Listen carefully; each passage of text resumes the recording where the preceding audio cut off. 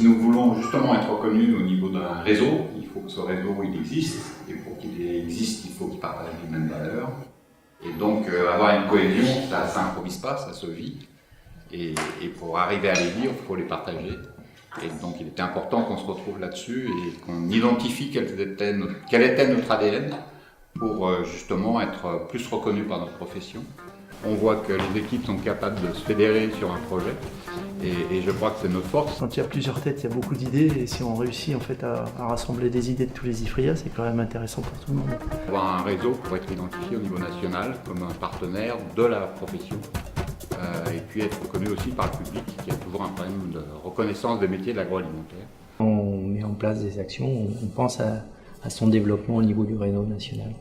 La concurrence elle est rude, donc ouais, avoir de la force, avoir une puissance en fait sur le territoire. On se sent soutenu par tout le réseau et pas uniquement par notre IFRIA et ça c'est très important.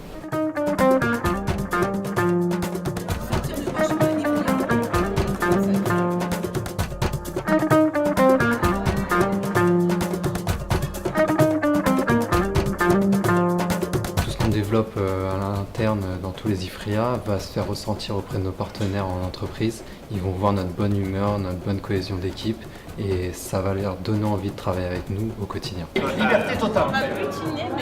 Il faut qu'on se retrouve autour de valeurs communes, qu'on les identifie, qu'on les partage. Parce qu'encore une fois, les valeurs, c'est pas simplement des mots, il faut les vivre au quotidien.